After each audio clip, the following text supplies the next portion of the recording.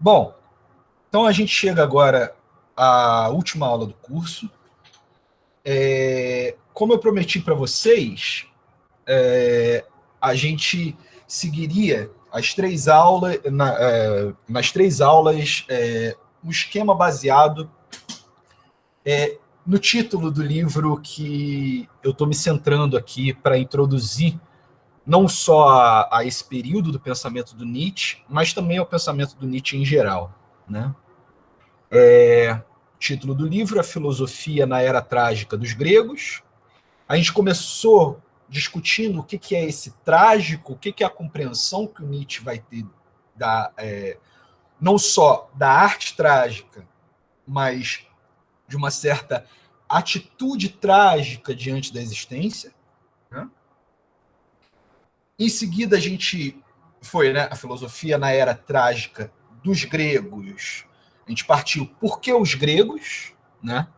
O que os gregos têm que os torna bons candidatos, né, para esse projeto de revitalização da cultura, de retomada de certos valores saudáveis, né? E aí a gente discutiu também o que é essa noção de cultura que o Nietzsche está trazendo e o que é a noção de saúde, né? A gente viu que a cultura é caracterizada pelo Nietzsche como essa unidade unidade de estilo das manifestações vitais de um povo, e ela é pensada por esse modelo orgânico. Então, você tem partes que se articulam num todo, em função desse todo, né? E você não consegue pensar nem o todo sem as partes, nem as partes sem o todo, sendo que a segunda relação é mais importante, né? Porque, pegando a metáfora, né, de um corpo, você consegue imaginar um sujeito sem um órgão, sem um braço, enfim. Eu mesmo não tenho um apêndice, estou aí vivo, enfim. Mas você não consegue conceber nenhuma das partes sem o todo. Então, por mais que, de fato, haja essa dependência do todo para as partes, a relação das partes entre si é o que é enfatizado nessa relação. E por isso mesmo, a questão da saúde vai incidir sobre essa unidade, por essa união entre as partes do todo da cultura, entre esses indivíduos, né?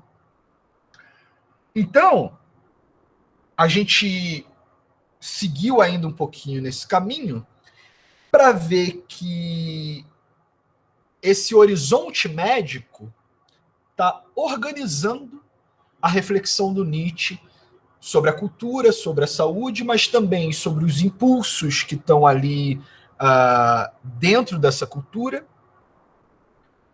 e também sobre a relação com o conhecimento, com a história e com os valores, né?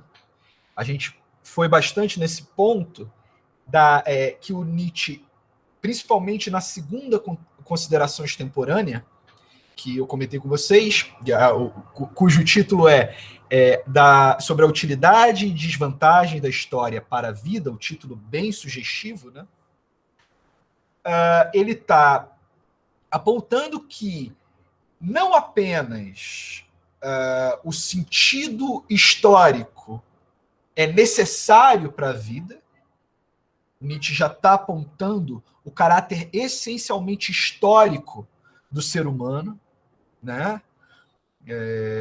Não, o começo da segunda extemporânea é lindo nesse sentido. Ele faz uma comparação lindo, mas confesso que um pouco brega também, que ele faz uma comparação com a ovelha a saltitar pelos prados e fala: olha, a ovelha vive num eterno agora, ela não tem um passado e um futuro. E aí ele diferencia o ser humano, ele fala, mas o ser humano fala, isso foi, isso era, e aí ele instaura a problemática da história, né?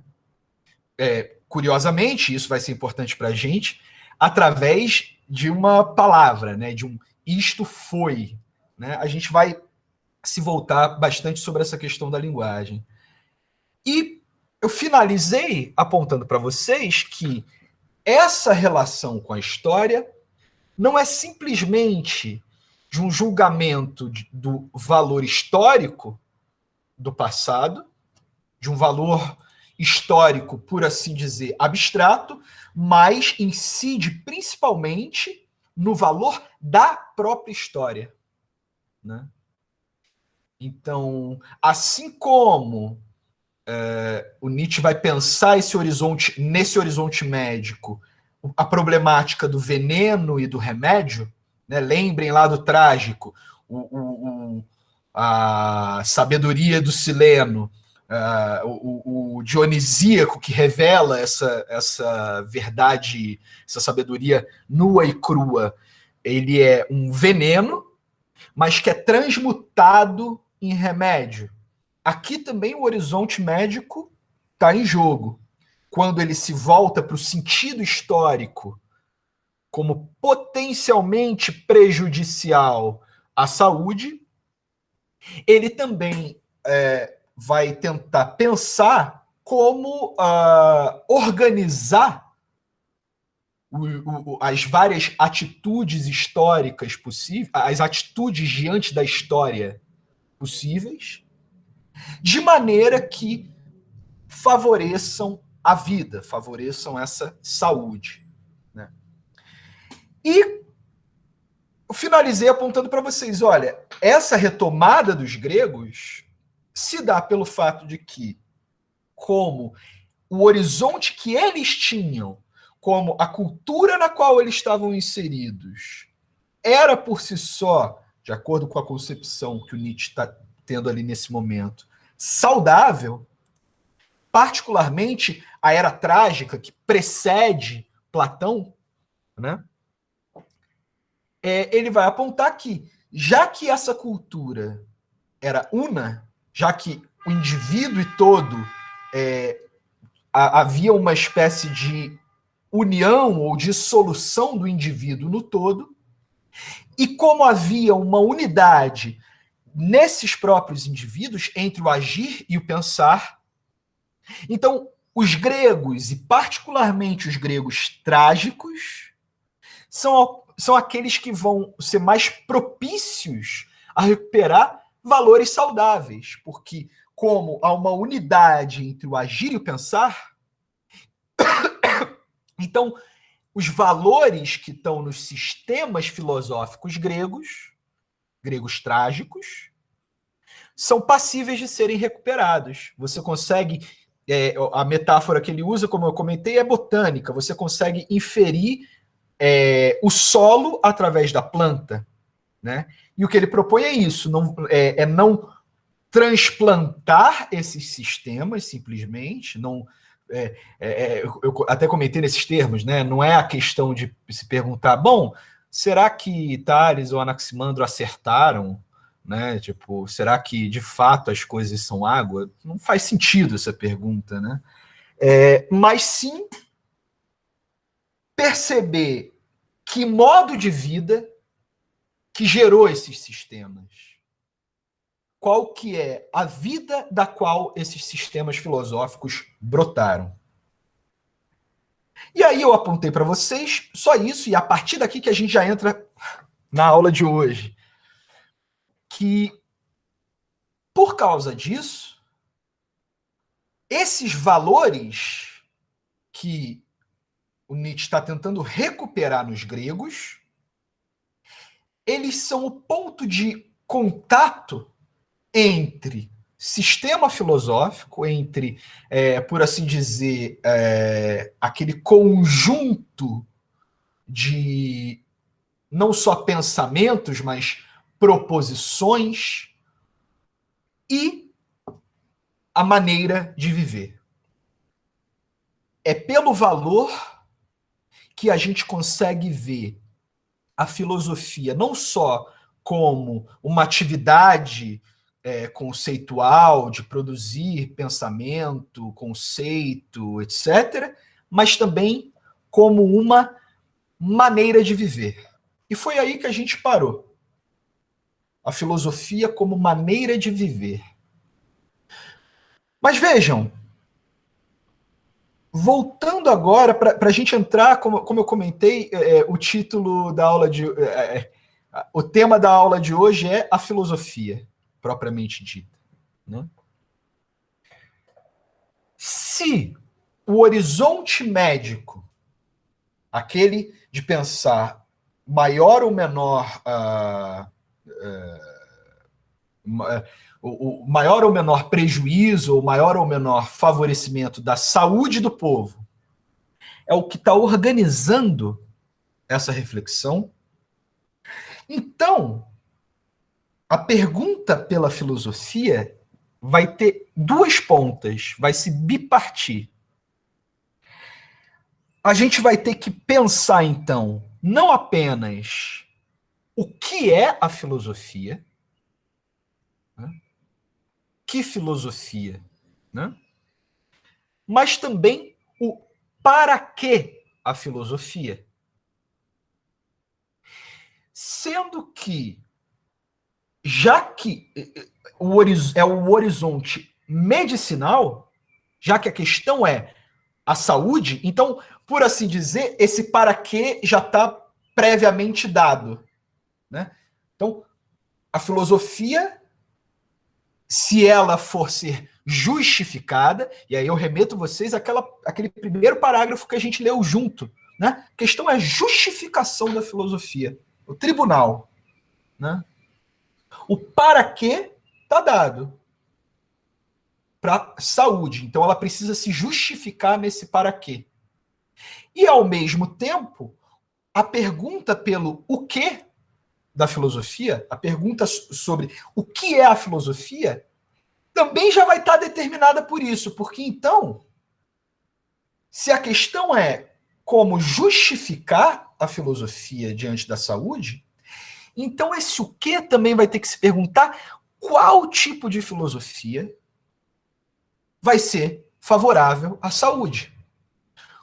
Qual filosofia? Né? Então eu falei que se biparte, mas vocês vejam que são dois lados bem... que também tem suas bifurcações. Né? Em suma, para sintetizar, é o problema não apenas da figura da filosofia, mas também o problema da função da filosofia. Figura e função. Qual a figura que a gente está fazendo e como essa figura se relaciona com a função do filósofo e da filosofia na cultura.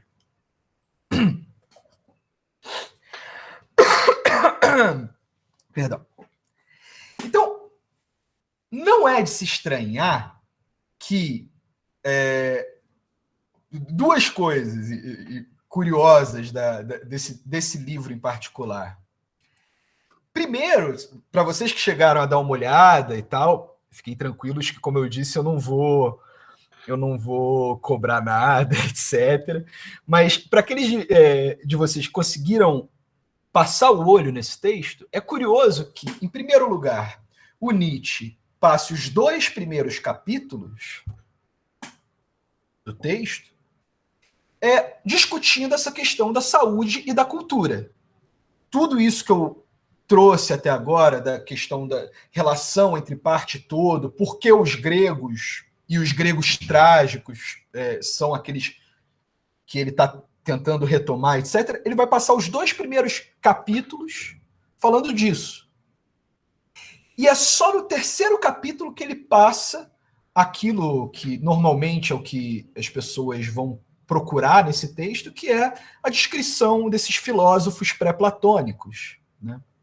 E aqui é importante, eu faço aqui um pequeno parênteses, aqui o Nietzsche está usando o termo pré-platônico, que já na época era muito problemático, porque, digamos assim, a convenção é se falar dos filósofos pré-socráticos, né? No sentido de que você teria essa forma de pensamento que vai até Sócrates, que Sócrates seria a cisão a partir da qual a filosofia ganha um outro sentido, ganha um outro nome, por assim dizer. Mas o Nietzsche ele insiste sobre isso, e o segundo capítulo em particular fala bastante disso. Ele fala, olha, a questão aqui é falar dos pré-platônicos, porque mesmo no Sócrates é possível ainda ver essa unidade de caráter, que é o que a gente falou, a unidade entre o agir e pensar. O que o Nietzsche coloca que teria começado com o Platão seriam os filósofos de caráter misto, o que é interessante até de pensar, já é uma crítica ao platonismo,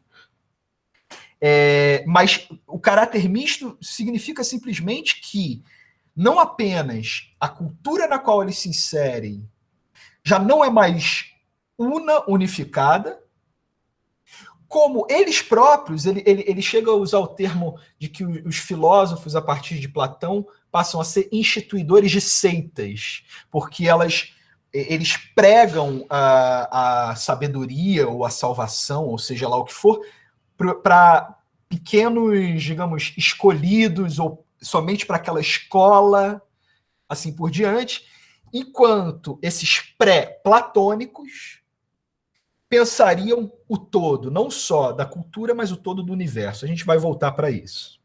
Fecho meu parêntese só para falar tudo isso para falar só que são os pré-platônicos aqui. Mas é só no terceiro capítulo que ele começa a falar do Tales. E é só do Tales que eu vou falar para vocês, viu? Já vou avisando que, dando spoiler, que não vamos seguir mais adiante, apesar de ser muito bom o livro, recomendo. Enfim, até meio evidentemente recomendo. Mas quando ele passa para essa descrição do Tales, tem ainda um outro anticlímax, que é o fato de que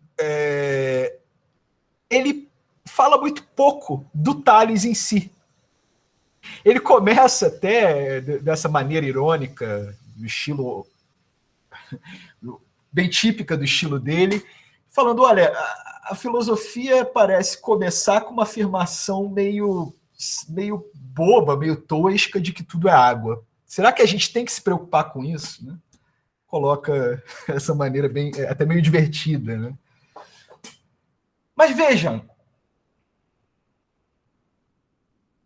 o interessante aqui é que ele passa uma descrição do Tales, mas não por um pensamento objetivo, o que Tales realmente queria dizer com isso, não por uma discussão, digamos, da planta, do sistema, mas por uma discussão do tipo ideal do filósofo. O termo que ele usa é esse, inclusive.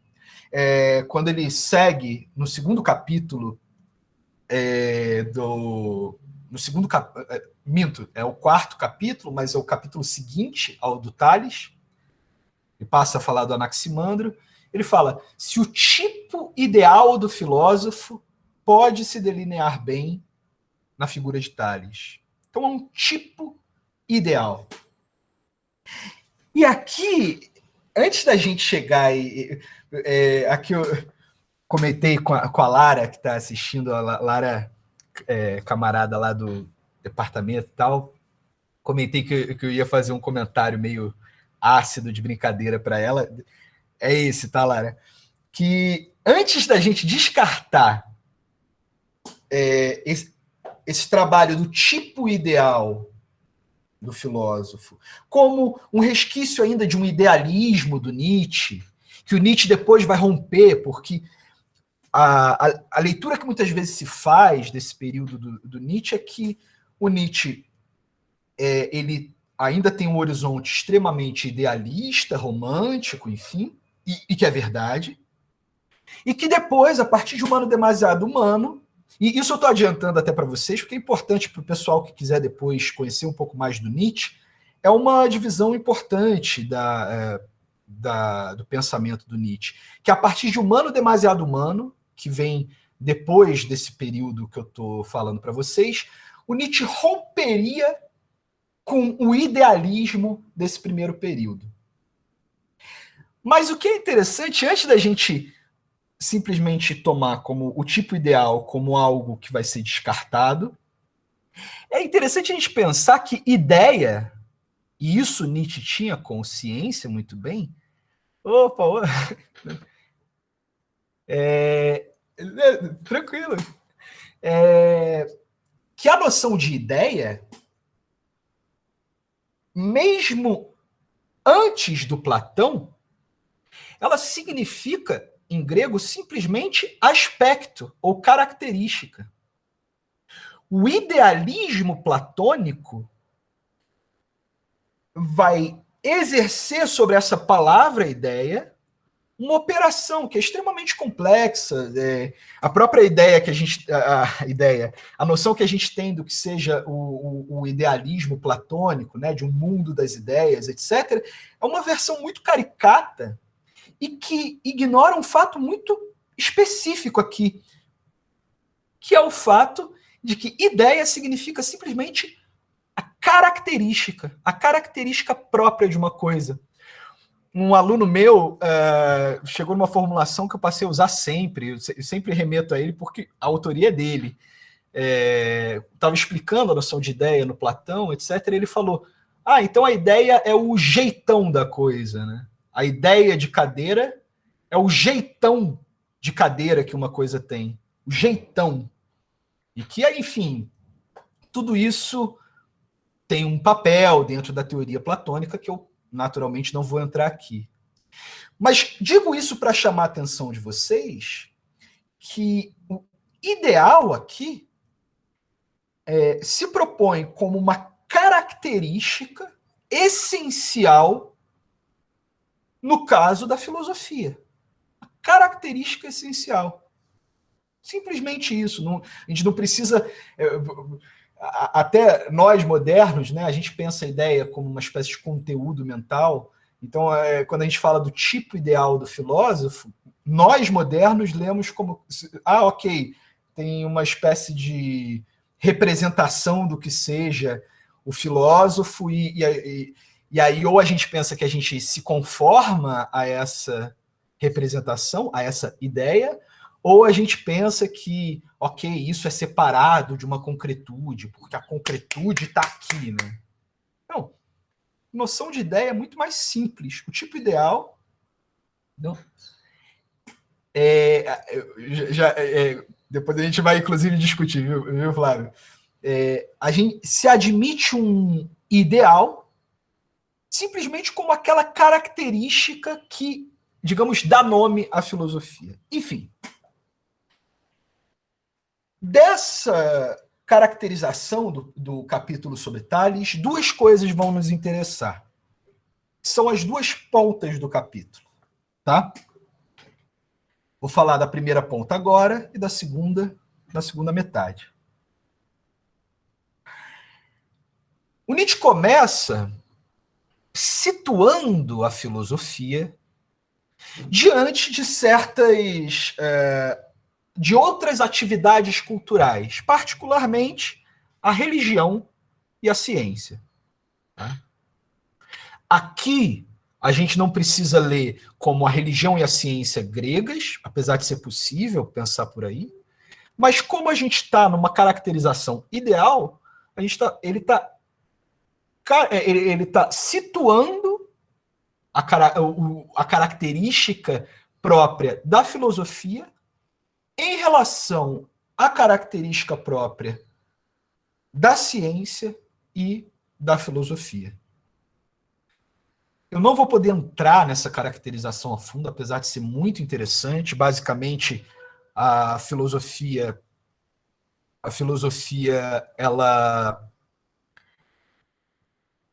fala da origem da arquê, assim como a religião, mas sem imagens, através de conceitos de abstração. E ela, apesar de usar o conceito, assim como a ciência, ela ela se utiliza do conceito para falar de um todo. Ela generaliza esse conceito.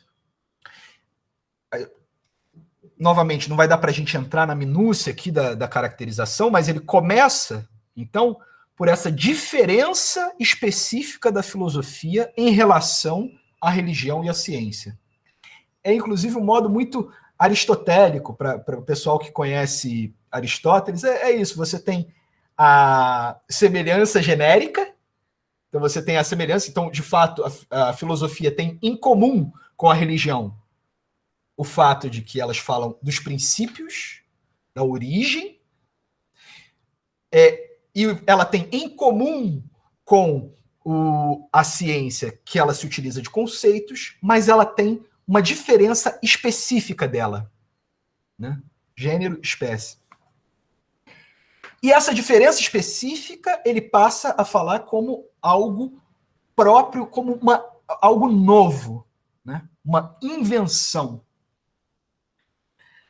E, bom, eu vou parar de ficar circulando e eu vou passar para essa invenção. Eu vou ler aqui para vocês o trechinho fundamental aqui, tá? Está no primeiro parágrafo do terceiro capítulo. Ele fala o seguinte, estou citando. As exíguas e desordenadas observações de ordem empírica que Tales havia feito teriam ao menos permitido uma imensa generalização. Aquilo que o impulsionou a essa generalização, foi um dogma metafísico. Dogma metafísico que se origina numa intuição mística e que, acompanhada de sempre renovadas tentativas de expressá-lo melhor, encontramos em todas as filosofias. E essa sentença é: tudo é um. Calma, eu sei que... Vamos ver o que ele está dizendo aqui. Em primeiro lugar, quando ele fala de dogma metafísico, a palavra que ele usa em alemão é Glaubenssatz. É fantástico, eu fiquei tipo meses fritando nessa palavra, porque é muito interessante o seguinte fato.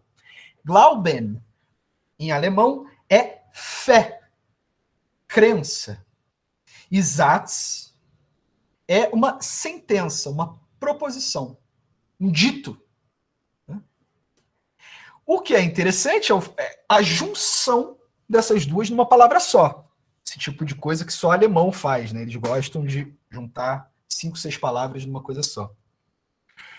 E essa junção, então, a gente traduz por dogma, mas se a gente fosse ser preciosista, a gente falaria um dito, né? Uma sentença de fé.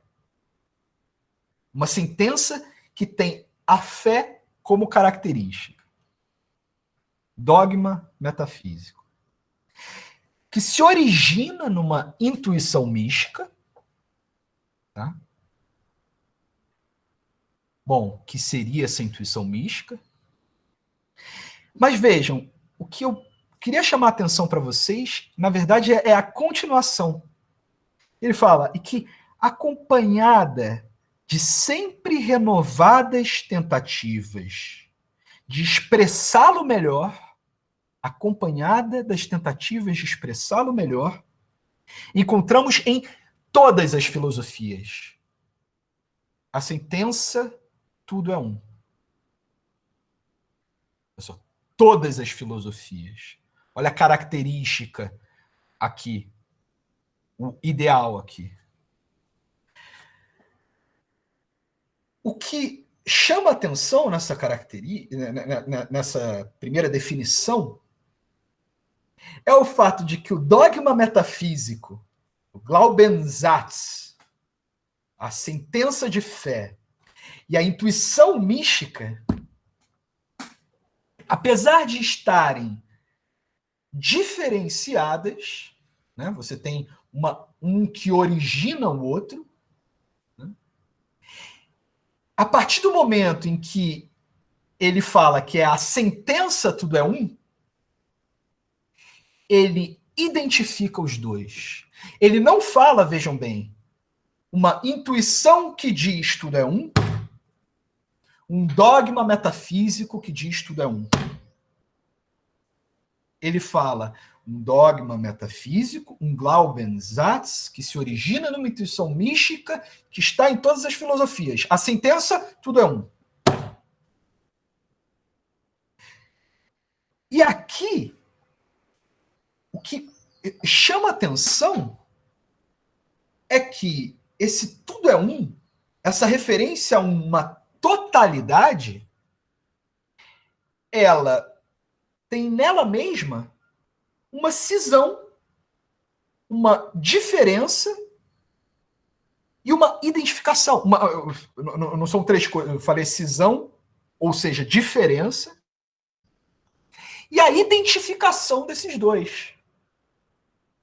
Então, por um lado, o Nietzsche não está aqui dizendo que a filosofia se caracterizaria especificamente por uma espécie de intuição em comum de todos os filósofos, de que tudo é um. E que aí, bom, ok, isso vai... fulano tenta falar que tudo é um de uma maneira, Beltraninho fala melhor, e depois melhor, né? Porque aí a gente estaria justamente transpondo esses sistemas e avaliando qual que expressa melhor esse tudo é um. Não. O que ele diz não é isso. Ainda para a gente... Vamos lá. Ele também não diz...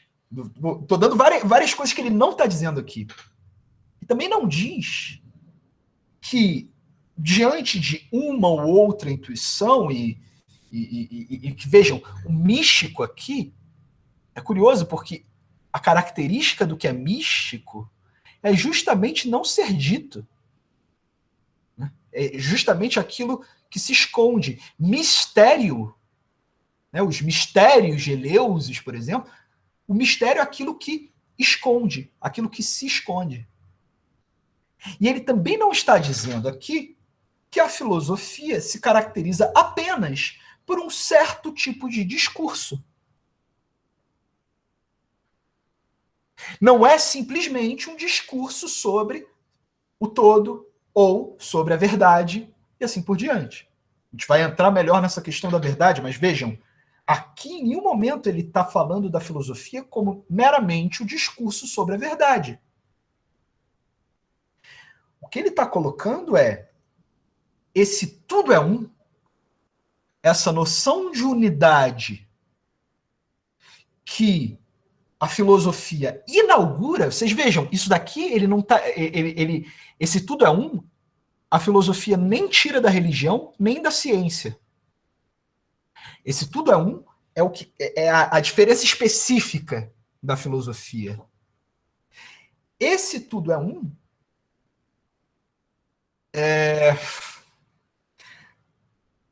procura unificar essas duas pontas, a intuição mística e o dogma metafísico.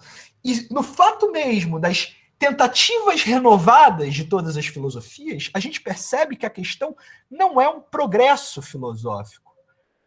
Não é a questão de, bom, uma hora a gente chega lá. Não. É uma cisão originária. Que é essa cisão que produz, vejam só, a dinâmica expressiva da filosofia. É esse termo que é a chave aqui para a gente entender o que ele está dizendo.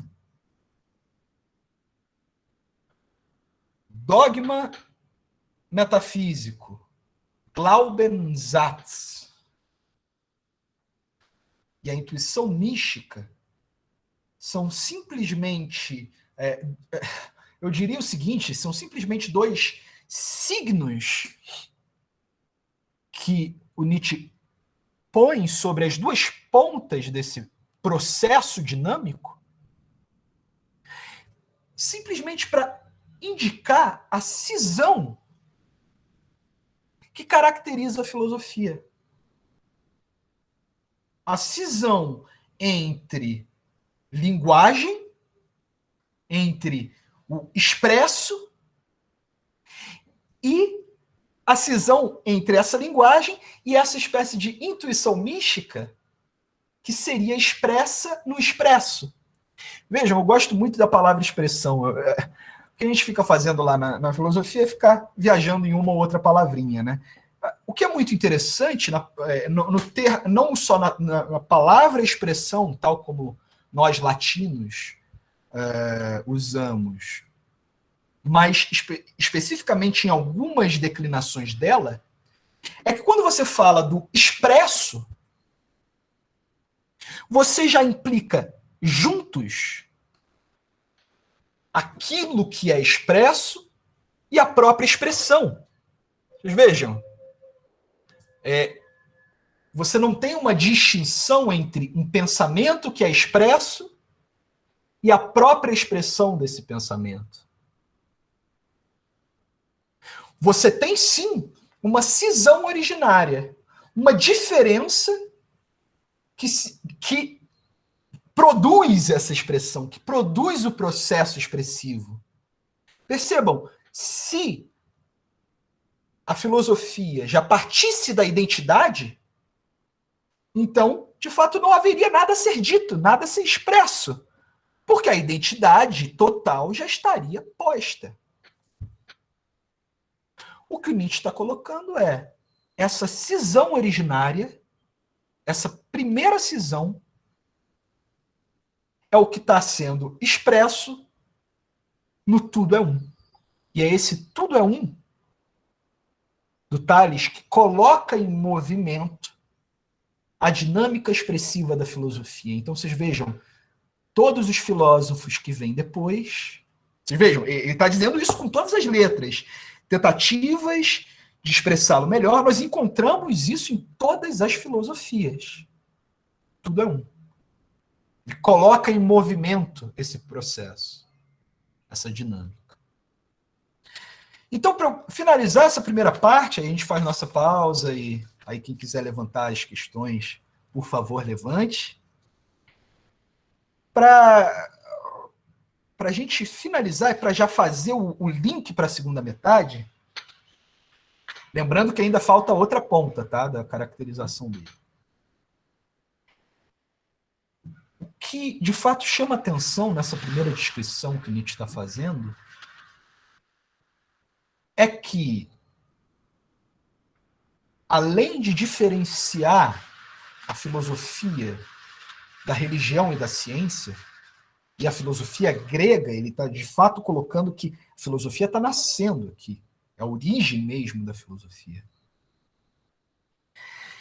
Ele já está ligando diretamente essa questão com a questão que eu quero explorar um pouco melhor com vocês na segunda metade, que é a questão da linguagem. Vocês vejam que o problema da expressão não é simplesmente um problema da linguagem aqui e as coisas ali. É o problema da dinâmica, da passagem de uma a outra e vice-versa.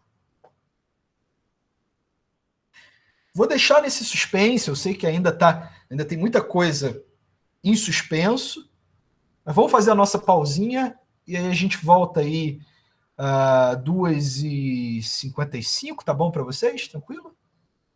2h55 a gente volta, e aí se alguém tiver alguma questão, vai formulando aí enquanto vai preparando o café, e aí a gente volta com as questões de vocês, comentários, enfim. Até logo, gente!